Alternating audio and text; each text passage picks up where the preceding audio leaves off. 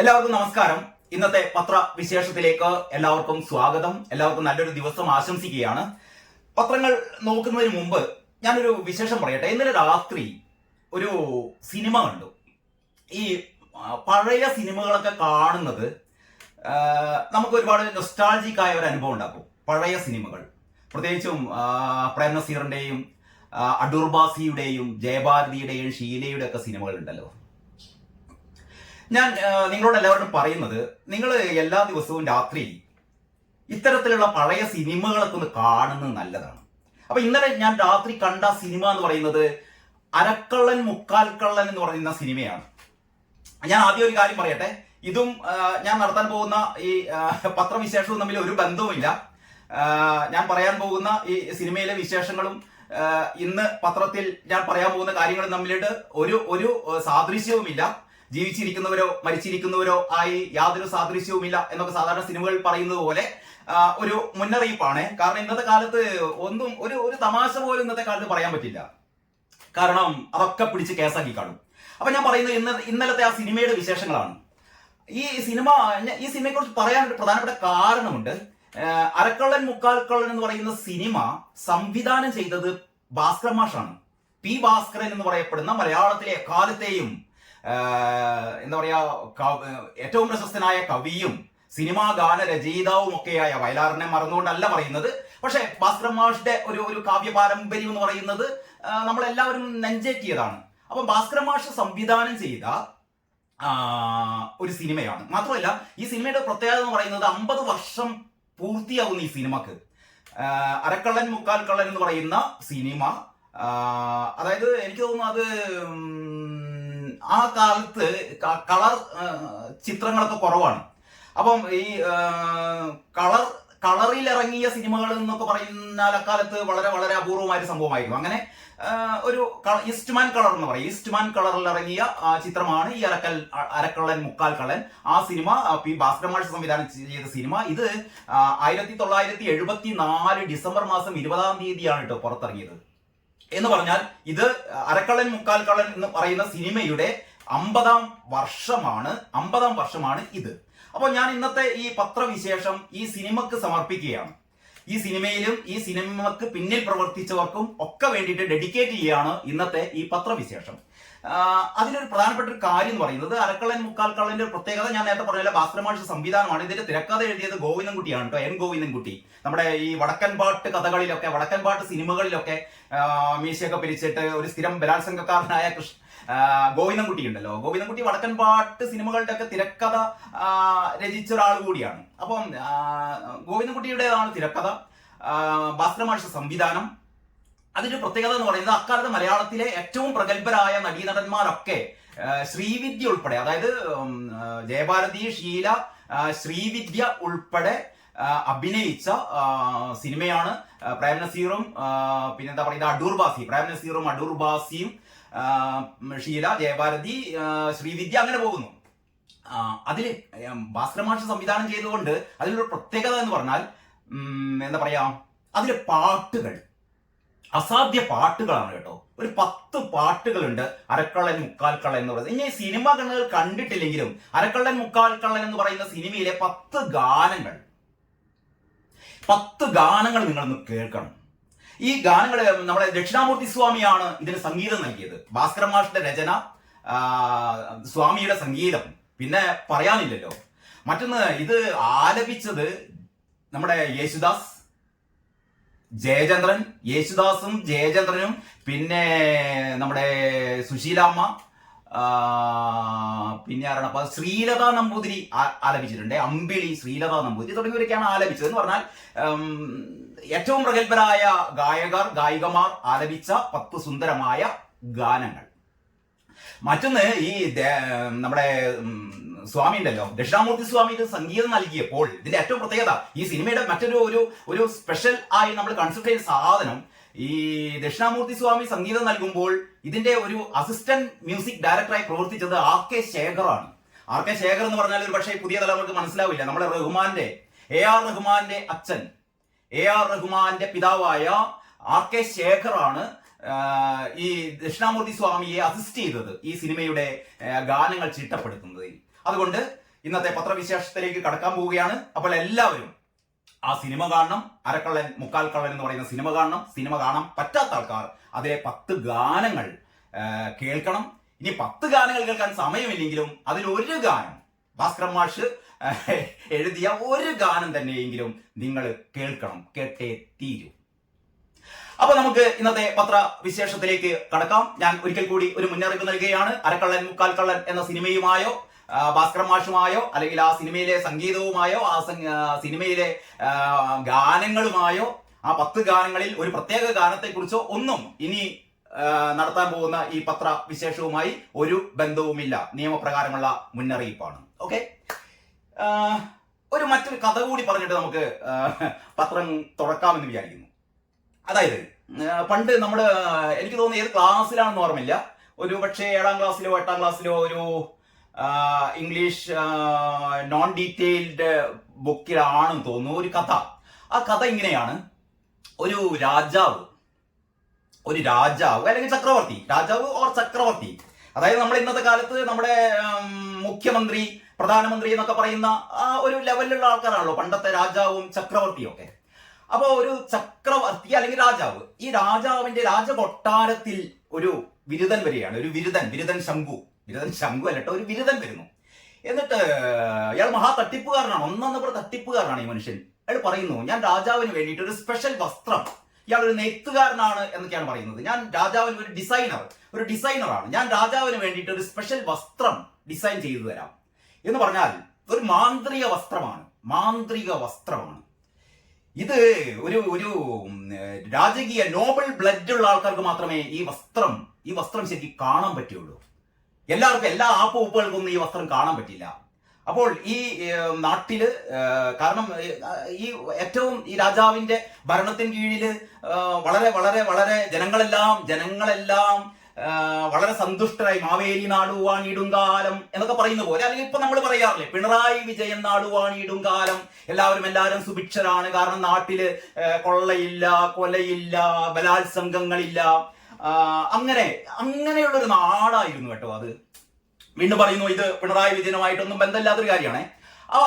അത്തരത്തിൽപ്പെട്ട, അതായത് ഇപ്പം പിണറായി ഭരിക്കുന്ന കേരളം പോലെ ഉള്ള ഒരു ഏറ്റവും സുന്ദരമായ ഒരു നാട്. ആ രാജാവിന്റെ അടുത്താണ് ഈ പറയുന്ന സിംഗിടി വരുന്നത്, ഈ പറയുന്ന ഡിസൈനർ വരുന്നത്. അപ്പൊ രാജാവിന് ഞാനൊരു മാന്ത്രിക വസ്ത്രം തുന്നിത്തരാന്ന് പറയുന്നു. അങ്ങനെ രാജാവിന് ഇദ്ദേഹം ഒരു മാന്ത്രിക വസ്ത്രം തുന്നിക്കൊടുക്കുന്നു. ആ മാന്ത്രിക വസ്ത്രവും ധരിച്ചുകൊണ്ട് രാജാവ് അന്ന് വൈകിട്ട് ഒരു എന്താ പറയാ, ഒരു ഘോഷയാത്ര, ഒരു രാജകീയ യാത്ര രാജവീതിയിലൂടെ നടത്താൻ വേണ്ടി പോവുകയാണ്. അപ്പൊ എല്ലാവരും രാജാവിനെ കാണാൻ വേണ്ടിയിട്ട് 40 കാറുകളുടെ കമ്പടിയോടെ ഒന്നും അല്ലട്ടോ പോകുന്നത്. കാരണം രാജാവ് ഇന്നത്തെ പോലത്തെ അത്ര വലിയ സെറ്റപ്പ് ഒന്നും ഇല്ല, എങ്കിലും രാജാവിന്റെ ഒരു യാത്ര നടത്താൻ പോവുകയാണ്. അപ്പൊ എല്ലാവരും കുഞ്ഞുകുട്ടി മക്കളൊക്കെ ആയിട്ട് എല്ലാവരും കാത്തിരിക്കുകയാണ് രാജാവിനെ കാണാൻ വേണ്ടിയിട്ട്. രാജാവിനെ അങ്ങനെ പെട്ടെന്നൊന്നും കാണാൻ പറ്റില്ല, കാരണം എപ്പോഴെങ്കിലുമൊക്കെ രാജാവിനെ കാണാൻ പറ്റുള്ളൂ. അപ്പൊ രാജാവ് എല്ലാവരും നേരത്തെ അനൗൺസ് ചെയ്തത്, രാജാവ് ഇതാ ഒരു മാന്ത്രിക വസ്ത്രവും ധരിച്ചുകൊണ്ട്, ഇന്നേ വരെ ലോകത്ത് ഒരാളും ധരിക്കാത്തൊരു മാന്ത്രിക വസ്ത്രവും ധരിച്ചുകൊണ്ട് രാജാവ് ഇതാ ഈ രാജവീതിയിലൂടെ എഴുന്നള്ളുന്നു എന്നൊക്കെ പറഞ്ഞിട്ട് മുന്നിൽ മൈക്കൊക്കെ കെട്ടി കാറിൽ ഓട്ടോറിക്ഷയിൽ ഒക്കെ പോയിട്ടുണ്ട്. അങ്ങനെ അല്ല, പണ്ടായതുകൊണ്ട് കാറും ഓട്ടോറിക്ഷയൊന്നുമില്ല, കുതിരവണ്ടിയിൽ രാജ്യദൂതന്മാർ നാട് നീളെ ആൾക്കാരെ വിളിച്ചു വരുത്തി വരിയായി ആൾക്കാർ നിൽക്കുകയാണ് കാണാൻ വേണ്ടിയിട്ട്. അപ്പോഴാണ് ഈ നമ്മുടെ ഡിസൈനർ സെറ്റ് ചെയ്ത ഈ വസ്ത്രം, അത്ഭുത വസ്ത്രം രാജാവിന് കൊടുക്കുന്നത്. അത്ഭുത വസ്ത്രം രാജാവിന് കൊടുത്തപ്പോൾ മന്ത്രിയും പരിവാരങ്ങളൊക്കെ നോക്കിയപ്പോൾ വസ്ത്രമൊന്നും കാണുന്നില്ല. ഇയാൾ ഇങ്ങനെ കൈകൊണ്ടൊക്കെ ഇങ്ങനെ പിടിച്ചിട്ട് രാജാവെ ഏറ്റവും മനോഹരമായ വസ്ത്രം ധരിക്കും എന്ന് പറഞ്ഞു. പക്ഷെ ആർക്കും മിണ്ടിക്കൂടല്ലോ, കാരണം ഈ വസ്ത്രം എന്ന് പറയുന്നത് നോബൽ രാജകീയ ബ്ലഡുള്ള അല്ലെങ്കിൽ അത്രയും മഹാന്മാരായ ആൾക്കാർക്ക് മാത്രമേ ഇത് കാണാൻ പറ്റുള്ളൂ എന്ന് പറഞ്ഞത്. അപ്പം തങ്ങൾക്ക് ആ ഒരു കഴിവില്ലാത്തത് കൊണ്ട് മാത്രമല്ല, രാജാവിനെ ചോദ്യം ചെയ്യാനും പാടില്ലല്ലോ. അപ്പൊ എല്ലാവരും ഗംഭീര വസ്ത്രം എന്ന് പറഞ്ഞു. അങ്ങനെ രാജാവിനും തോന്നിയപ്പോ ഇത് ഒന്നും കാണുന്നില്ലല്ലോ, പക്ഷെ മിണ്ടാൻ പറ്റില്ല, കാരണം അത്തരത്തിലുള്ള ഒരു നോബൽ ബ്ലഡ് ഉള്ള ആൾക്കാർക്ക് മാത്രം കാണാൻ പറ്റാവുന്ന ഒരു വസ്ത്രമാണല്ലോ. ഞാൻ പൊട്ടനാണ്, ഞാൻ വിവരമില്ലാത്തവനാണ് എന്നൊന്നും മന്ത്രിയോ അല്ലെങ്കിൽ ഈ മന്ത്രിസഭയിലുള്ള അംഗങ്ങളൊന്നും ധരിക്കാൻ പാടില്ല. അങ്ങനെ ഈ പാവൻ രാജാവ് ഈ വസ്ത്രം അദ്ദേഹത്തെ ധരിപ്പിച്ചു. വസ്ത്രം ധരിപ്പിച്ചത് ഓൺലി ആക്ഷൻ. പക്ഷെ അതിൽ വസ്ത്രമുണ്ട് എന്നുള്ളതാണ് എല്ലാവരും വിശ്വസിച്ചത്. അങ്ങനെ രാജാവ് രാജകീയ യാത്ര തുടങ്ങുകയാണ്. രാജാവിനെ പൂർണ്ണ നഗ്നനാക്കിയ ശേഷമാണ് ഈ ഉടയാട ധരിപ്പിക്കുന്നത്. അങ്ങനെ രാജാവ്, ഈ മാന്ത്രിക വസ്ത്രം ധരിച്ച രാജാവ്, പച്ച മലയാളത്തിൽ പറഞ്ഞാൽ ഒന്നും ഉടുക്കാത്ത രാജാവ് രാജവീതിയിലൂടെ എഴുന്നള്ളുകയാണ്. അപ്പോൾ എല്ലാവരും ഈ കാഴ്ചകളെ കണ്ടു നിൽക്കുകയാണ്. എല്ലാവർക്കും ചിരി പൊട്ടുന്നുണ്ട്. ചിരിക്കാൻ പറ്റുന്നില്ല. കാരണം രാജാവ് അത്തരം രാജാവാണ്. രാജാവിനെതിരായി ഒരു വാക്ക് മിണ്ടിപ്പോയാൽ പിന്നെ ഇവിടെ ഇന്നോവയും 51 വെട്ടൊന്നല്ല. അന്നത്തെ കാലത്ത് ശിരച്ഛേദം, കഴുത്ത് വെട്ടിക്കാളും. 51 വെട്ടിക്കൊല്ലുന്ന പരിപാടിയൊന്നും അന്നില്ല. ശിരച്ഛേദം നടത്തും. അപ്പോൾ ഇത് പേടിച്ചിട്ട് ആൾക്കാരൊക്കെ ഇങ്ങനെ പഞ്ചപുച്ഛമടക്കി ഇങ്ങനെ നിന്നു. രാജാവിന്റെ കാണാൻ ആഗ്രഹിക്കുന്ന ആൾക്കാർക്ക് രാജാവിന്റെ നഗ്നതയൊക്കെ കണ്ട് ആസ്വദിച്ചു. പരസ്പരം ഒന്ന് കമന്റ് അടിക്കാനും പാടില്ല കേട്ടോ. കമന്റ് അടിക്കാനും ഇല്ല. ബോച്ചയൊന്നും ഇല്ലാന്ന് ഭാഗ്യായി. ബോച്ചയൊന്നും ഉണ്ടായിരുന്നെങ്കിൽ, ബോബി ചെമ്മണ്ണൂർ എന്തൊക്കെയും ദ്വയാർത്ഥ പ്രയോഗം നടത്തിയിരുന്നു.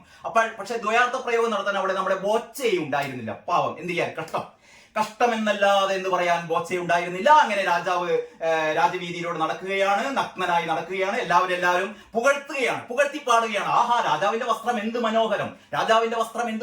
ഇതേവരെ നമ്മുടെ ഭാവനയിൽ കൂടി കാണാത്ത, സ്വപ്നത്തിൽ കൂടി കാണാത്ത വസ്ത്രം ധരിച്ചുകൊണ്ട് രാജാവ് ഇങ്ങനെ നീങ്ങുകയാണ്. അപ്പോൾ അതിന്റെ ഇടയ്ക്ക് ഒരു ചെറിയ കുട്ടി അതാ ഉച്ചത്തിൽ വിളിച്ചു പറഞ്ഞു, അയ്യയ്യേ, നമ്മുടെ രാജാവിതാ ഒന്നും ഉടുക്കാതെ നടക്കുന്നേ, അയ്യയ്യേ ഗോ എന്ന് ഒരു കുട്ടി വിളിച്ചു പറയുകയാണ്. എല്ലാവരും ആ കുട്ടിയെ നോക്കി. കുട്ടി ആകെ അന്തം വിട്ടു. കുട്ടി വീണ്ടും പറഞ്ഞു, അയ്യയ്യേ, രാജാവിതാ ഒന്നും ഉടുക്കാതെ നടക്കുന്നേ എന്ന് പറഞ്ഞു. ഇതൊരു കഥയാണ്.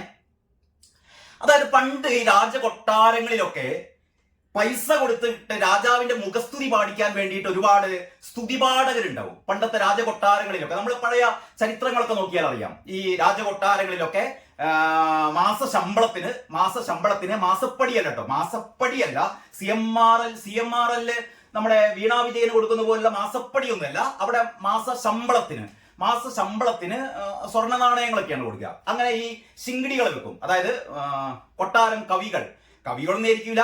കാരണം ഇവരുടെ ആകെ മെയിൻ പരിപാടി എന്ന് പറഞ്ഞാൽ രാവിലെ രാജാവ് എഴുന്നേൽക്കുമ്പോൾ രാജാവ് ഇങ്ങനെ ഈ സിംഹാസനത്തിൽ ഇരിക്കുമ്പോഴത്തേക്ക് രാജാവിനെ നോക്കി കണ്ട് സ്തുതിഗീതങ്ങൾ ആലപിക്കും. അത് വാദ്യമേളങ്ങൾ ഉണ്ടാവും. വാദ്യമേളങ്ങളോടെ സ്തുതിഗീതങ്ങൾ ഓരോരുത്തർ ആലപിക്കും. അപ്പൊ രാജാവിന് ഭയങ്കര ഹാപ്പിയാവും. അങ്ങനെ നല്ല നല്ല സ്തുതിഗീതങ്ങൾ. അങ്ങനെയാണല്ലോ നമ്മൾ കേട്ടത്, മന്നവേന്ദ്ര വിളങ്ങുന്നു ചന്ദ്രനെ പോലെ നിൻമുഖം എന്ന്. അങ്ങനെ നമ്മൾ സാധാരണ ഈ പഴയ മലയാളം ക്ലാസ്സിലൊക്കെ നമ്മൾ ഉപമ പഠിപ്പിക്കുമ്പോൾ, അലങ്കാരങ്ങൾ പഠിപ്പിക്കുമ്പോൾ ഇപ്പോൾ എനിക്ക് ഓർമ്മ വരുന്നു, ഫാറൂഖ് കോളേജ് ഹൈസ്കൂളിൽ ഞാൻ പഠിക്കുന്ന കാലത്ത് ശിവരാം മാഷ്, അന്നത്തെ മലയാളം മാഷായിരുന്നു ശിവരാം മാഷാണ് ആദ്യം ഈ കവിത എഴുതി തന്നത്. മന്നവേന്ദ്ര വിളങ്ങുന്നു ചന്ദ്രനെ പോലെ നിൻമുഖം പോലെ. ഉപമ പോലെ എന്ന് കണ്ടാൽ അത് ഉപമ അലങ്കാരമാണത്രേ. ഒന്നിനൊന്നോട് സാദൃശ്യം ചൊന്നാൽ ഉപമയാമത് എന്ന് ഇപ്പോഴും ഓർമ്മയുണ്ട്. ആ ഉപമ അലങ്കാരത്തിന്റെ ലക്ഷണം. അപ്പൊ മറ്റൊന്നിനെ ഉപമിക്കുകയാണ്. അപ്പൊ രാജാവിന്റെ മുഖത്തെ ഉപമിക്കുകയാണ്. മന്നവേന്ദ്ര വിളങ്ങുന്നു ചന്ദ്രനെ പോലെ നിൻമുഖം, ചന്ദ്രനെ പോലെ നിന്റെ മുഖം വിളങ്ങുന്നു എന്ന് പണ്ടത്തെ ആസ്ഥാന സ്തുതി പാഠകർ രാജാവിന്റെ മുഖത്തോക്കി പാടിയിരുന്നത്. അന്ന് ഈ ചന്ദ്രനിലെ കല്ലും മണ്ണും ആണെന്നും ചന്ദ്രന്റെ ഉപരിതലം എന്ന് പറയുന്നത് കുണ്ടും കുഴിയും ഒക്കെ നിറഞ്ഞ ആകെ വൃത്തികെട്ട പ്രതലമാണെന്നും അന്ന് അറിഞ്ഞിരുന്നെങ്കിൽ രാജാവ് ആ പാടിയ കവിയെ അന്ന് തന്നെ 51 വെട്ടല്ല, ആ കവിയെ അപ്പോൾ തന്നെ ശിരച്ഛേദം ചെയ്യുമായിരുന്നു. പക്ഷേ അന്ന് ഇത്തരത്തിലുള്ള ശാസ്ത്ര സാങ്കേതിക വിദ്യകളൊന്നും ഇല്ലാത്തതുകൊണ്ട് ചന്ദ്രനെ നമ്മൾ ഇപ്പം കാണുന്ന തരത്തിലുള്ള പ്രകാശം വിതറുന്ന ചന്ദ്രനായിട്ട് മാത്രമേ അവർ കരുതിയിട്ടുള്ളൂ. അങ്ങനെയാണ് അവര് മന്നവേന്ദ്ര വിളങ്ങുന്നു ചന്ദ്രനെ പോലെ നിൻമുഖം എന്നൊക്കെ പാടിയത്. അങ്ങനെയുള്ള സ്തുതിപാഠകരുള്ള ഒരു കാലമൊക്കെ ഉണ്ടായിരുന്നു കേട്ടോ. ഇനി നമുക്ക് പത്രവിശേഷത്തിലേക്ക് കടക്കാം. ഇതാണ് ഇന്നത്തെ മലയാള മനോരമയിലെ പ്രധാനപ്പെട്ട വാർത്തകളിലേക്കൊക്കെ വരുന്നതിന് മുമ്പ് നമുക്ക് ഒരു പ്രത്യേക വാർത്തയിൽ നിന്ന് തുടങ്ങാം. മലയാള മനോരമയുടെ 9ാമത്തെ പേജിൽ ഒരു വാർത്തയുണ്ട്. ഈ വാർത്തയുമായി നമുക്ക് ഇന്നത്തെ പത്രവിശേഷം തുടങ്ങുന്നു. ഞാൻ ഒരിക്കൽ കൂടി പറയട്ടെ, ഞാൻ ആദ്യം പറഞ്ഞ സിനിമയുമായിട്ടോ, രണ്ടാമത് പറഞ്ഞ കുട്ടിയുടെ കഥയുമായിട്ടോ, മൂന്നാമത് പറഞ്ഞ രാജകൊട്ടാരത്തിലെ സ്തുതിഗീതകരെ കുറിച്ചോ ഒന്നും ഈ വാർത്തക്ക് യാതൊരു ബന്ധവുമില്ല. അങ്ങനെ ആർക്കെങ്കിലും എന്തെങ്കിലും തെറ്റിദ്ധാരണയുണ്ടെങ്കിൽ ഞാൻ അതിന് ഉത്തരവാദിയല്ല എന്ന് ആദ്യമേ പറഞ്ഞുകൊള്ളട്ടെ. ഈ വാർത്ത ഇങ്ങനെയാണ്: എത്ര സ്തുതിച്ചിട്ടും മതിവരാതെ പത്രസമ്മേളനം കഴിഞ്ഞ് മടങ്ങുന്ന മുഖ്യമന്ത്രി പിണറായി വിജയൻ പിണറായി വിജയൻ ഒരു പടവും കൊടുത്തിട്ട് തലക്കെട്ട് എന്താണ്, എത്ര സ്തുതിച്ചിട്ടും മതി വരാതെ. ഈ വാർത്ത മുഖ്യമന്ത്രിയുടെ വാഴ്ത്തുപാട്ടിൽ കൂടുതൽ സ്തുതികൾ കൂട്ടിച്ചേർത്തു. അതായത് ഇന്ന് ഉച്ചയാകുമ്പോഴത്തേക്ക് ഒരു മഹാസംഭവം കേരളത്തിൽ നടക്കുകയാണ്. നമ്മുടെ മുഖ്യമന്ത്രി പിണറായി വിജയനെ സ്തുതിച്ചുകൊണ്ടുള്ള ഒരു സ്തുതിഗീതം 100 സ്ത്രീകൾ, 100 തരുണീമണികൾ ചേർന്നിട്ട് അവര് സെക്രട്ടേറിയറ്റ് ജീവനക്കാരുടെ ഒരു സംഘടനയുണ്ട്. സെക്രട്ടേറിയറ്റ് ജീവനക്കാരുടെ ഒരു ഇടതുപക്ഷ സംഘടന, അവരുടെ നേതൃത്വത്തിൽ അവരുടെ ഒരു പ്രധാന പരിപാടിയിൽ അവര് 100 ഗായികമാരെ പങ്കെടുപ്പിച്ചുകൊണ്ട് പിണറായി വിജയൻ ഒരു സ്തുതിഗീതം ആലപിക്കുകയാണ്. വളരെ നല്ലതാണ്. കാരണം നമുക്കറിയാലോ, പണ്ട് ഒരു 3 വർഷം മുമ്പ്, 2023 ഒരു 2-2.5 വർഷം മുമ്പാണ് തിരുവനന്തപുരത്ത് നമ്മളൊരു തിരുവാതിരക്കളി കണ്ടത് അല്ലെ. കാരണഭൂതൻ എന്ന് പറയുന്ന പദങ്ങളൊക്കെ അതിൽ നിന്നാണ് വന്നത്. ലോകമാകെ അറിയപ്പെടുന്ന കാരണഭൂതനായ പിണറായിയെ സ്തുതിച്ചുകൊണ്ടുള്ള തിരുവാതിരക്കളി നമ്മൾ കണ്ടിരുന്നു കേട്ടോ. അതിനുശേഷം വേറൊരു പാട്ട് ഇറങ്ങിയിരുന്നു, കഴുകൻ. പിണറായി കഴുകനാണ്, പിണറായി സൂര്യനാണ്, പിണറായി പിന്നെന്തൊക്കെയാണ് മറന്നുപോയി, അങ്ങനെയുള്ള. പക്ഷെ ആ പാട്ടിന് അധികം ഒരു പ്രശസ്തി കിട്ടിയില്ല. കാരണം അതിന്റെ ലിറിക്സ് അത്ര ശരിയായിരുന്നില്ല. കാരണം കഴുകൻ എന്നൊക്കെ പറഞ്ഞപ്പോ കഴുകന് വേറെ ചില അർത്ഥങ്ങൾ ഉണ്ടല്ലോ. ഇയാളെന്താ മനസ്സിൽ കരുതിയെന്ന് കരുതില്ല. പോട്ടെ.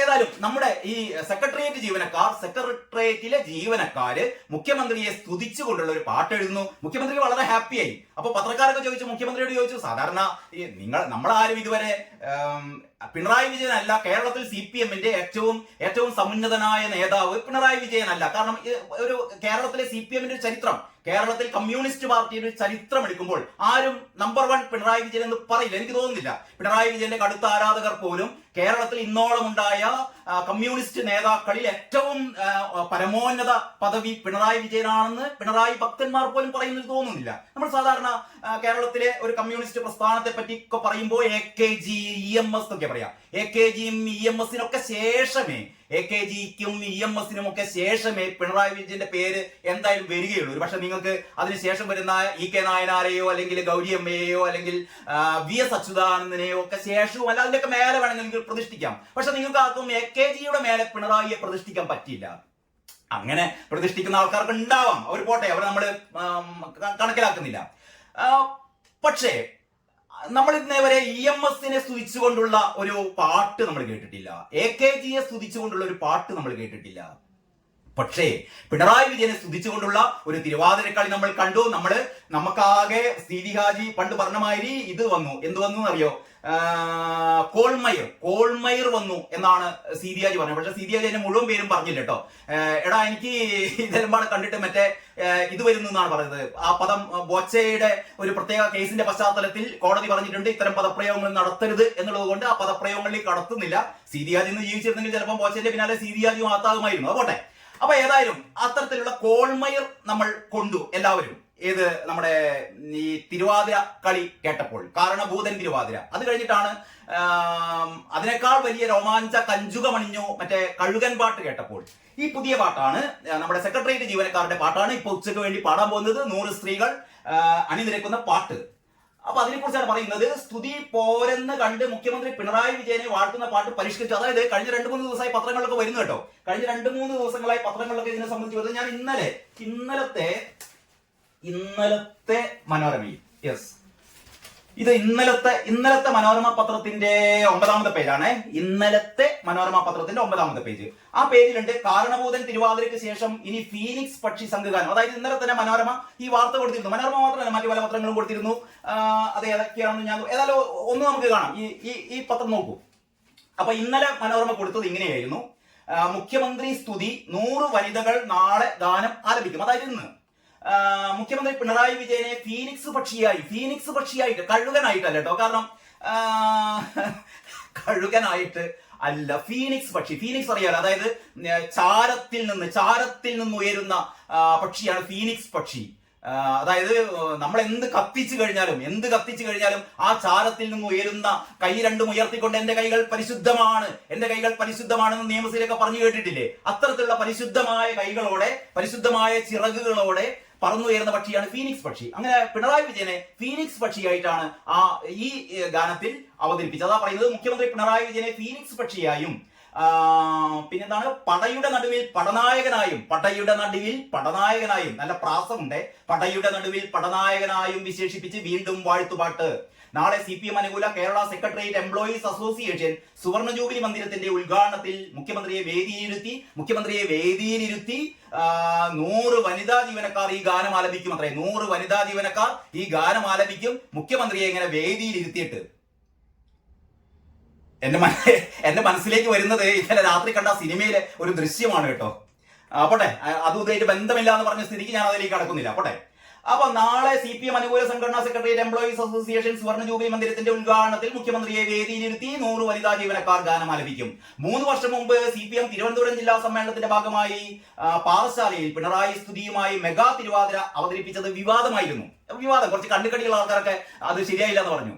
അതൊന്നും പാടില്ല, നമുക്ക് ഇതൊക്കെ സ്ഥിരം വേണം. എനിക്ക് തോന്നുന്നു യുവജനോത്സവത്തിൽ ഇങ്ങനത്തെ ഒരു പരിപാടി നല്ലതാണ്. ശിവൻകുട്ടി അടുത്ത പ്രാവശ്യം ഇപ്രാവശ്യത്തെ സംസ്ഥാന സ്കൂൾ യുവജനോത്സവത്തിൽ ഈ ഗോത്ര കലകളൊക്കെ അവതരിപ്പിച്ചിരുന്നു. അപ്പൊ ഇനി അടുത്ത വർഷം യുവജനോത്സവത്തിൽ മുഖ്യമന്ത്രി പിണറായി വിജയനെ സ്തുതിച്ചുകൊണ്ടുള്ള തിരുവാതിരക്കളി മത്സരം, പിണറായി വിജയനെ സ്തുതിച്ചുകൊണ്ടുള്ള സംഘഗാന മത്സരം, പിണറായി വിജയനെ സ്തുതിച്ചുകൊണ്ടുള്ള തുള്ളൽ മത്സരം, പിണറായി വിജയനെ സ്തുതിച്ചുകൊണ്ടുള്ള ഭരതനാട്യ മത്സരം, പിണറായി വിജയനെ സ്തുതിച്ചുകൊണ്ടുള്ള ഏകാംഗ നാടക മത്സരം, അങ്ങനെയുള്ള മത്സരങ്ങൾ കൂടി ശിവൻകുട്ടി അടുത്ത സംസ്ഥാന സ്കൂൾ യുവജനോത്സവത്തിൽ ഏർപ്പെടുത്തണമെന്ന വിനീതമായ ഒരു അഭ്യർത്ഥനയുണ്ട്. ശിവൻകുട്ടി ഇത് കേട്ടപാട് അതിനുള്ള ശ്രമം തുടരുമെന്ന് എനിക്കറിയാം. ഏതായാലും ശിവൻകുട്ടി ഇങ്ങനെ ഒരു കാര്യം നടത്തുന്നത് നല്ലതാണ്. നമുക്ക് വാർത്തയിലേക്ക് തിരിച്ചു വരാം. 3 വർഷം മുമ്പ് CPM തിരുവനന്തപുരം ജില്ലാ സമ്മേളനത്തിന്റെ ഭാഗമായി പാറശാലയിൽ പിണറായി സ്തുതിയുമായി മെഗാ തിരുവാതിര അവതരിപ്പിച്ചത് വിവാദമായിരുന്നു. ശരി, സമരധീര സാരഥി പിണറായി വിജയൻ, ഈ പുതിയ പാട്ടാണ്.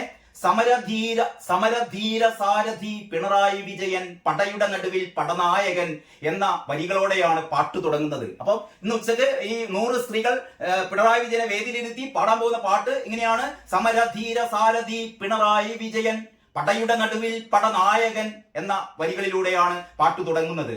ഫീനിക്സ് പക്ഷിയായി മാറുവാൻ ശക്തമായ ത്യാഗപൂർണ്ണ ജീവിതം മരിച്ചയാളാണ് പിണറായി എന്ന് പാട്ടിൽ പറയുന്നു. ഫീനിക്സ് പക്ഷിയായി മാറാൻ ത്യാഗപൂർണമായ ജീവിതം നയിച്ച മഹാനാണ് പിണറായി വിജയൻ എന്നും പറയുന്നു. ഇനി പാടവും പറമ്പും കേരമൊക്കെയും പടക്കളം, അതായത് പാടവും പറമ്പും കേരമൊക്കെയും പടക്കളം, ജന്മിവാഴ്ചയെ തകർത്ത് തൊഴിലിടങ്ങളാക്കിയോൻ, പണിയെടുത്ത് ഭക്ഷണത്തിനായി പൊരുതുമച്ഛനെ തഴുകിയ കരങ്ങളിൽ ഭരണചക്രം ഇതാ, പണ്ട് അച്ഛനെ തഴുകിയ കൈകളിൽ ഇതാ ഭരണചക്രം തിരിക്കുന്നു. കൊറോണ നിപ്പയൊക്കവേ തകർത്തെറിഞ്ഞ നാടിതേ, കാലവർഷക്കെടുതിയും ഉരുൾപൊട്ടലൊക്കവേ ദുരിതപൂർണ ജീവിതം, ഇരുളിലായ കാലവും കൈവിളക്കുമായി ജ്വലിച്ചു കാവലായി നിന്നയാൾ.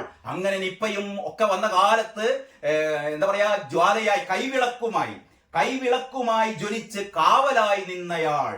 ജീവനുള്ള നാൾ വരെ സുരക്ഷിതത്വമേകിടാൻ പദ്ധതികളൊക്കെയും ജനതയ്ക്ക് നൽകിയവൻ പിണറായി വിജയൻ എന്നിങ്ങനെ പോകുന്ന വരികൾ മാസങ്ങളായി 2 ചേരിയിൽ നിൽക്കുന്ന അസോസിയേഷനിൽ മുഖ്യമന്ത്രിയുടെ ആശീർവാദമുള്ള പ്രസിഡന്റ് P. ഹണിയുടെ നേതൃത്വത്തിലാണ് സുവർണ ജൂബിലി മന്ദിരത്തിന്റെ ഉദ്ഘാടനം സംഘടിപ്പിച്ചിരിക്കുന്നത്. കഴിഞ്ഞ സമ്മേളന കാലത്ത് 500ഓളം വനിതകൾ പാറശാലയിൽ അവതരിപ്പിച്ച മെഗാ തിരുവാതിരക്കളിയിൽ ഇന്നീ പാർട്ടി ലോകമെങ്ങും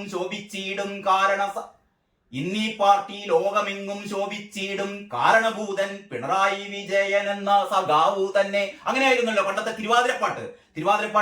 ഇന്നീ പാർട്ടി ലോകമെങ്ങും ശോഭിച്ചിടും കാരണഭൂതൻ പിണറായി വിജയൻ എന്ന സഖാവു തന്നെ എന്നായിരുന്നു പണ്ടത്തെ തിരുവാതിരക്കളിപ്പാട്ട്. നമുക്ക് തീർന്നില്ല, ഒരു വരി കൂടിയുണ്ട്. എതിരാളികൾ കൂട്ടത്തോടെ പീഡിപ്പിച്ച സമയത്തെല്ലാം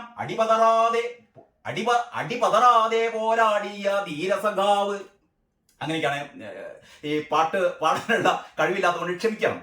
തിരുവാതിര പാട്ട് ഇങ്ങനെയായിരുന്നു, ഇതിന്റെ ലിറിക്സ് ഇങ്ങനെയായിരുന്നേ. ഓക്കെ, കേരള സി എം എന്ന പേരിൽ കഴിഞ്ഞ വർഷം പിണറായിയെ സ്തുതിച്ച് ഒരു വീഡിയോ ഗാനവും ഇറങ്ങിയത്. അതാണ് ഞാൻ നേരത്തെ പറഞ്ഞ പോലെ കത്തുന്ന സൂര്യനാണ്, ജ്വലിക്കുന്ന സൂര്യനാണ്, മണ്ണിലേക്ക് ഇറങ്ങി വന്ന സൂര്യനാണ്, കഴുകനാണ്, പുലിയാണ്, സിംഹമാണ്, കടുവയാണ് എന്നൊക്കെ പറയുന്ന ഒരു പാട്ട് നേരത്തെ ഉണ്ടായിരുന്നു. അപ്പൊ അങ്ങനെ ഇന്നലെ തന്നെ ഈ ഒരു വാർത്ത പുറത്തു വന്നിരുന്നേ. അപ്പൊ എല്ലാവരും കരുതിയത് എന്താന്ന് വെച്ചാല്, ഇന്ന് ഈ വാർത്ത വന്നപ്പം പിണറായി വിജയൻ സ്വാഭാവികമായും പറയും, നമ്മള് CPM-കാര് സാധാരണ ഇത്തരത്തിലുള്ള സ്തുതിഗീതങ്ങളൊന്നും എന്താ പറയാ, CPM നേതാക്കന്മാര് സാധാരണ പ്രോത്സാഹിപ്പിക്കാറില്ല. നമുക്കറിയാലോ, നമ്മുടെ PJ എന്ന് പറയുന്ന എന്താ പറയാ രക്തതാരകം നമ്മളെ കണ്ണൂരിലെ പി ജയരാജനെ ഇതേപോലെ പി ജയരാജന്റെ വാഴ്ത്തുപാട്ടുകളൊക്കെ ഇറക്കിയപ്പോൾ പിണറായി കണ്ണൂരിട്ട് നിർത്തിയതാണ്.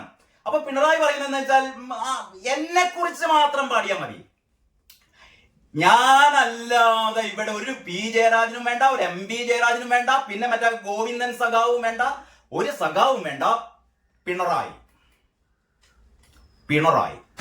പിണറായിയെ പറ്റി മാത്രം സ്തുതിച്ചാൽ മതി, ബാക്കി ആരെ കുറിച്ചും സ്തുതിക്കരുത്. കാരണം പിണറായിക്ക് ഒരുപാട് എക്സെപ്ഷൻസ് ഉണ്ടല്ലോ. നമ്മൾ ഈ പ്രായത്തിന്റെ കാര്യത്തിലൊക്കെ നമ്മൾ പറഞ്ഞു 75 വയസ്സിൽ കൂടിയാൽ പിന്നെ മത്സരിക്കാന്ന് പാടില്ല. പക്ഷെ പിണറായിക്ക് അങ്ങനെയല്ല, പിണറായി ചിരഞ്ജീവിയാണ്. കാരണം പിണറായി എല്ലാറ്റിനും അതീതനാണ്.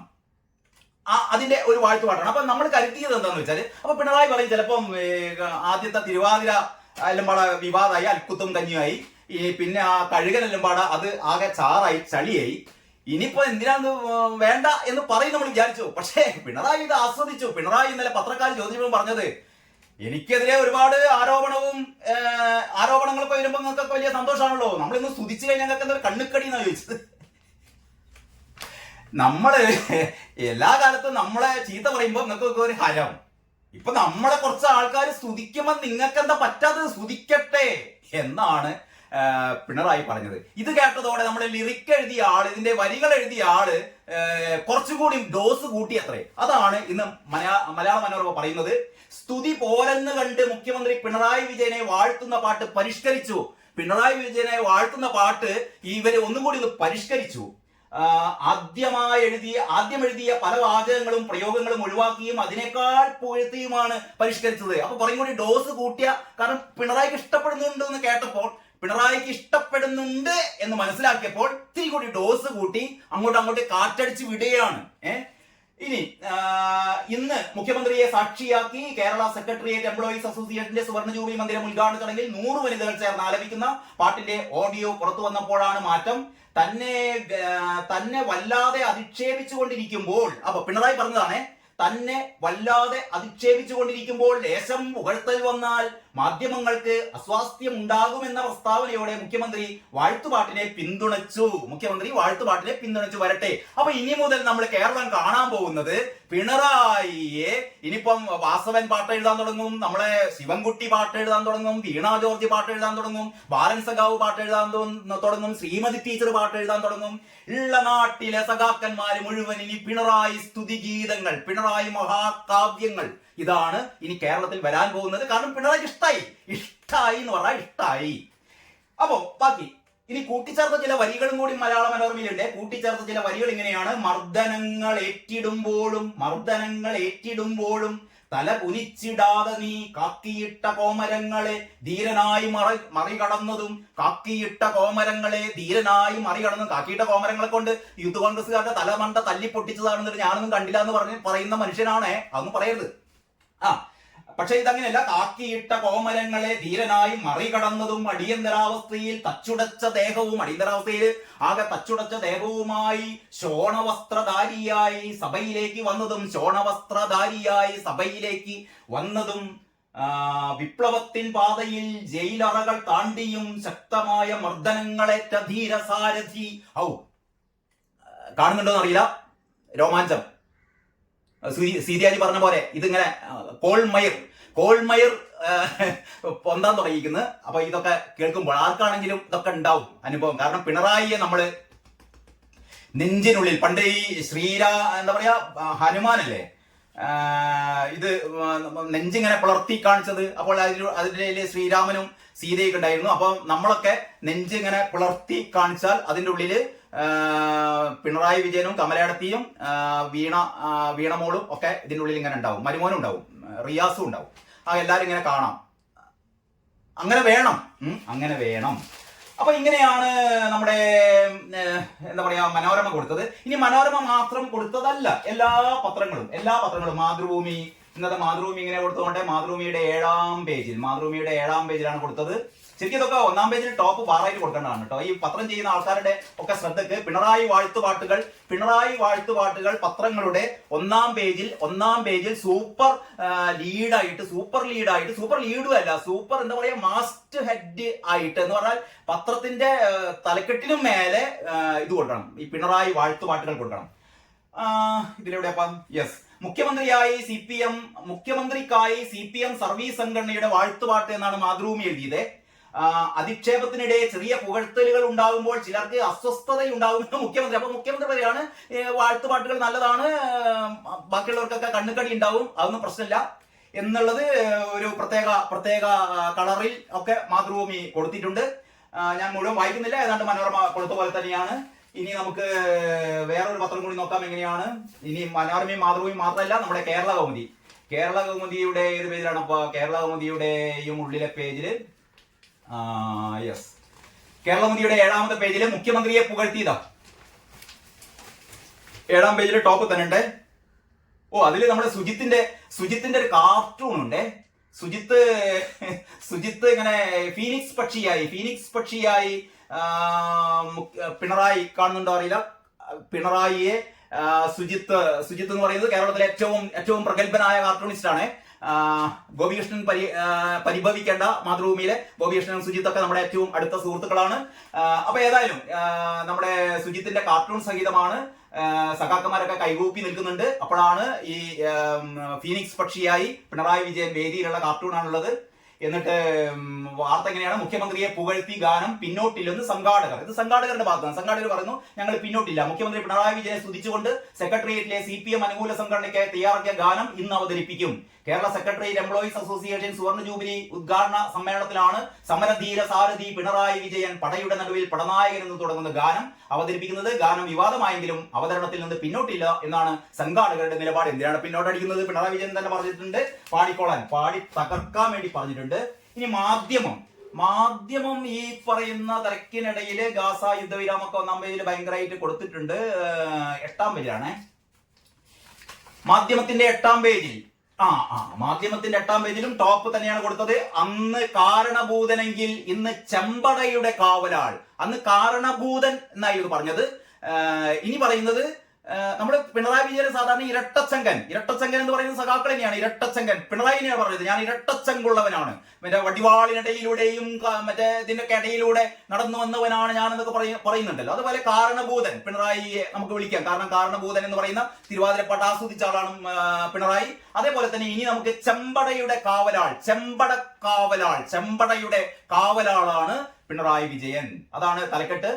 മുഖ്യമന്ത്രി പിണറായി വിജയന് വീണ്ടും വാഴ്ത്തുപാട്ട്. മുമ്പ് മെഗാ തിരുവാതിര ആയിരുന്നെങ്കിൽ ഇക്കുറി സംഘഗാനമാണ്. സെക്രട്ടേറിയറ്റിലെ ഭരണപക്ഷാനുകൂല സംഘടനയായ സെക്രട്ടേറിയറ്റ് എംപ്ലോയീസ് അസോസിയേഷൻ സുവർണ ജൂബിലി മന്ദിരത്തിന്റെ ചടങ്ങിനായാണ് ഗാനമൊരുക്കിയത്.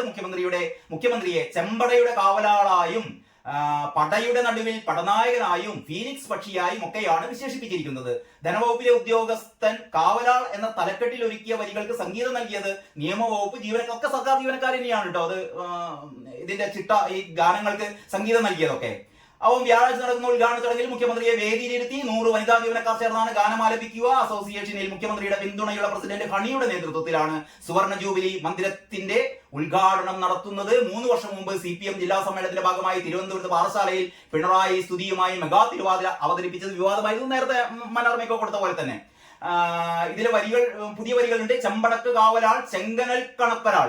നേരത്തെ പറയാത്ത വേറെ ലിറിക്സ് ആണ് ഈ പുതിയ ഗാനത്തിലുള്ളത്. അതിങ്ങനെയാണ്: ചെമ്പടക്ക് കാവലാൾ, ചെങ്കനൽ കണക്കൊരാൾ, ചെങ്കൊടി കരത്തിലേന്തി കേരളം നയിക്കയായി, തൊഴിലിനായി പൊരുതിയും ജയിലറകൾ നേടിയും ശക്തമായ മർദ്ദനങ്ങളേറ്റ സമരധീര സാരഥി പിണറായി വിജയൻ. പടയുടെ മുമ്പിൽ പടനായകൻ മത തീവ്രവാദികളെ തച്ചുടച്ചു നീങ്ങവേ പിന്തിരിഞ്ഞു നോക്കാതെ. പണ്ട് മദനിയൊക്കെ സ്റ്റേജിലിരുത്തിങ്ങാണ്ട് മദനിയുടെ കാലൊക്കെ തടവി കൊടുത്ത പിണറായി വിജയനെ കുറിച്ചാണ് പറയുന്നത് കേട്ടോ. എന്താണ്? മത തീവ്രവാദികളെ തച്ചുടച്ചു നീങ്ങവേ പിന്തിരിഞ്ഞു നോക്കാതെ മുന്നിലേക്ക് പോകുകയും ഇരുളടഞ്ഞ പാതയിൽ ജ്വലിച്ച സൂര്യനായി, ഇതിലും സൂര്യനുണ്ട്, ഇരുളടഞ്ഞ പാതയിൽ ജ്വലിച്ച സൂര്യനായിടും ചെങ്കൊടി പ്രഭയിലൂടെ ലോകർക്ക് മാതൃകയായി എന്നിങ്ങനെ പോകുന്ന വരികൾ പോരാ, കുറേയും കൂടി നന്നാക്കായിരുന്നു എന്നാണ് എനിക്ക് തോന്നുന്നത്. ഇനി അതിന്റെ അടിയിൽ തന്നെ ഉണ്ട്: സ്തുതിഗീതത്തെ തള്ളാതെ മുഖ്യമന്ത്രി, കുറ്റം ചാർത്താൻ ശ്രമിക്കുന്നവർക്ക് പുകഴ്ത്തൽ അസ്വസ്ഥതയുണ്ടാകും. അപ്പൊ മുഖ്യമന്ത്രി പറയാണ്, കുറ്റം പറയാൻ മാത്രമുള്ളവർക്ക് ഈ സ്തുതിഗീതങ്ങൾ പാടുമ്പോഴൊക്കെ നിങ്ങൾ ചൊറിയും, നിങ്ങൾ ചൊറിഞ്ഞോണ്ടിരുന്നോ, ഞങ്ങൾ ഇവിടെ സ്തുതി പാടകർ അവരുടെ പാട്ടൊക്കെ കേട്ടിട്ട് ഞങ്ങളൊന്ന് അർമാദിക്കട്ടെ എന്ന് പിണറായി വിജയൻ പറയാണ്. അതിന്റെ അടുത്ത് നമ്മുടെ ഏതിലാണുള്ളത്, നമ്മുടെ വി ഡി സതീശൻ പറഞ്ഞിരുന്നു, ഇമാതിരി പാട്ടെങ്ങാനും എന്നെ കുറിച്ച് പാടിയെങ്കിൽ ഞാൻ അവിടുന്ന് ഓടി രക്ഷപ്പെടുമായിരുന്നു എന്ന് വി ഡി സതീശൻ പറയുന്നുണ്ട് കേട്ടോ. വി ഡി സതീശൻ പറയുന്നുണ്ട്.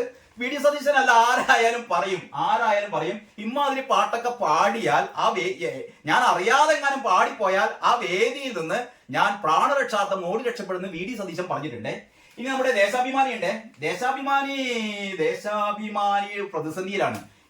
ഈ കാര്യം പത്രത്തിൽ കൊടുത്താലും കൊടുത്തില്ലെങ്കിലും പാറയാകുമെന്ന് വിചാരിച്ചിട്ട് ദേശാഭിമാനി ഇതിനെക്കുറിച്ച് അധികം ഒന്നും പറയുന്നില്ല. ഇത്രേ പറയുന്നുള്ളേ. ദേശാഭിമാനി ആ പാട്ടിനെ കുറിച്ച് പറയുന്നത് ഇങ്ങനെയാണ്: വ്യക്തിപൂജക്ക് നിന്ന് കൊടുക്കുന്നവരല്ല.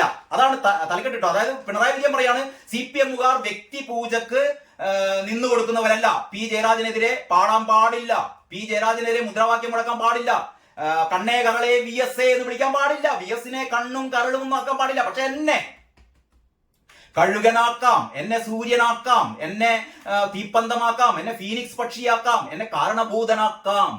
ഇതാണ് ദേശാഭിമാനി പറയാണ് വ്യക്തിപൂജക്ക് നിന്ന് കൊടുക്കുന്നവരല്ല ആര്, കമ്മ്യൂണിസ്റ്റുകാർ. പക്ഷെ ഞാൻ അങ്ങനെയല്ലല്ലോ, ഞാൻ പിണറായിയല്ലേ, ഞാൻ എല്ലാറ്റിനും അതീതനല്ലേ. തങ്ങളാരും വ്യക്തിപൂജക്ക് നിന്ന് കൊടുക്കുന്നവരല്ലെന്ന് മുഖ്യമന്ത്രി പറഞ്ഞു. അങ്ങനെയാണ് ദേശാഭിമാനി പറയുന്നത്. തങ്ങളാരും വ്യക്തിപൂജക്ക് നിന്ന് കൊടുക്കുന്നവരല്ലെന്ന് മുഖ്യമന്ത്രി പറഞ്ഞു. വ്യക്തിപൂജയുടെ ഭാഗമായി ഏതെങ്കിലും കാര്യം ആർക്കും നേടാനുമാകില്ല. തന്നെ വല്ലാതെ അധിക്ഷേപിക്കുമ്പോൾ ലേശം പുകഴ്ത്തൽ വന്നാൽ മാധ്യമങ്ങൾക്ക് അസ്വാസ്ഥ്യം ഉണ്ടാകുമെന്നും മുഖ്യമന്ത്രി പറഞ്ഞു. എല്ലാവരും എന്നെങ്ങനെ എന്താ പറയാ, എനിക്കെതിരെ പരാതി പറയുമ്പോൾ അതിന്റെ ഇടയിൽ ഒരു പുകഴ്ത്തലൊക്കെ വന്നാൽ നിങ്ങൾക്കൊക്കെ അസ്വസ്ഥമാകുമെന്ന് ദേശാഭിമാനിയും ഇതിനെ ഏറ്റുപിടിക്കുന്നു. അപ്പൊ എല്ലാവർക്കും നല്ല വയറ് നിറഞ്ഞു എന്ന് വിചാരിക്കുന്നു. അപ്പൊ നമ്മളൊക്കെ കാത്തിരിക്കാം. ഇന്നത്തെ ദിവസം ജനുവരി 16 എന്ന് പറയുന്ന 2025 ജനുവരി 16 എന്ന് പറയുന്ന ദിവസം കേരള ചരിത്രത്തിന്റെ ഏടുകളിൽ സുവർണ ലിപികളാൽ ആലേഖനം ചെയ്യപ്പെടും. കാരണം ഈ ദിവസത്തിലാണ് മുഖ്യമന്ത്രി പിണറായി വിജയന്റെ എല്ലാവിധ ആശീർവാദത്തോടെയും പിണറായി വിജയന് വാഴ്ത്തുപാട്ടുകൾ പാടിയത്. അപ്പോൾ പിണറായി വിജയന്റെ എല്ലാവിധ എന്താ പറയാ ദീർഘായുസിന് വേണ്ടി പ്രാർത്ഥിക്കുന്നു. പിണറായി വിജയന്റെ ഇത്തരത്തിലുള്ള ജനോപകാരപ്രദമായ പ്രവർത്തനങ്ങൾ തുടരട്ടെ. ദീർഘകാലം ചിരഞ്ജീവിയായി കേരളം നിലനിൽക്കുന്ന കാലത്തോളം പിണറായി വിജയൻ തന്നെ കേരളത്തിന്റെ ഭരണം കൈയാളട്ടെ. ഇതിനുവേണ്ടി സ്തുതിഗീതം ആലപിക്കാൻ തയ്യാറെടുക്കുന്ന 100 സെക്രട്ടേറിയറ്റ് ജീവനക്കാരായ വനിതകൾക്ക് എല്ലാവിധ ആശംസകളും അർപ്പിക്കുകയാണ്. കേരളത്തിലെ മുഴുവൻ ജനങ്ങളും ആ പ്രത്യേകം എനിക്ക് തോന്നുന്നു ഉച്ചക്കത്ത് ഒരു 12:30 മണിക്കോ 1 മണിക്കെട്ടാണ് തോന്നുന്നു ഈ ഗാനം ആലപിക്കുന്നത്. ആ സമയത്ത് നമ്മളെല്ലാവരും എഴുന്നേറ്റ് നിന്ന് ഈ ഗാനം നമ്മളാലാവും വിധം നമ്മളും ആലപിക്കുകയും പിണറായി വിജയന് സ്തുതിഗീതം നടത്തുകയൊക്കെ ചെയ്യണമെന്ന് അഭ്യർത്ഥിക്കുന്നു. ഇതൊക്കെ പറഞ്ഞു കഴിഞ്ഞപ്പോൾ എന്നെ മനസ്സിലേക്ക് വരുന്നത് O.V. വിജയന്റെ ധർമ്മപുരാണം എന്ന് പറയുന്ന നോവലാണ്. O.V. വിജയന്റെ ധർമ്മപുരാണം എന്ന് പറയുന്ന ആ നോവലിനെ മനസ്സിൽ വെച്ച് ഞാൻ ഇന്നത്തെ ഈ പത്രവിശേഷത്തിന്റെ ആദ്യ സെഗ്മെന്റ് തുടങ്ങിയത് നമ്മുടെ അരക്കള്ളൻ മുക്കാക്കള്ളൻ എന്ന് പറയുന്ന പ്രശസ്തമായ സിനിമയിൽ തുടങ്ങിയതാണ്. സിനിമയും ഇതുമായിട്ട് ബന്ധമില്ലാന്ന് ഒരിക്കൽ കൂടി പറയുകയാണ്. ഏറ്റവും അവസാനം എന്റെ മനസ്സിലേക്ക് വരുന്നത് O.V. വിജയന്റെ ധർമ്മപുരാണമാണ്. ആ ധർമ്മപുരാണത്തിലെ പ്രജാപതിയെ മനസ്സിൽ ധ്യാനിച്ചുകൊണ്ട് പ്രജാപതിയുടെ തീട്ടക്കണ്ടികൾക്ക് മുമ്പിൽ കുമ്പിട്ട് അതിന് രുചി അറിയുന്ന, അതിന്റെ നക്കി നോക്കി അതിലെ പുഴുക്കളെ എടുത്ത് രുചിച്ച് തിന്നുന്ന എന്താ പറയാ ആശ്രിതർ അല്ലെങ്കിൽ ജനങ്ങൾ അല്ലെങ്കിൽ ഈ പറയുന്ന പ്രജാപതിയുടെ സ്തുതിഗീതങ്ങൾ പാടുന്ന അനുചര വൃന്ദങ്ങൾ എല്ലാവരെയും മനസ്സിൽ ഒരിക്കൽ കൂടി ഓർമ്മിച്ചുകൊണ്ട് നിർത്തട്ടെ. എല്ലാവർക്കും നന്ദി, നമസ്കാരം.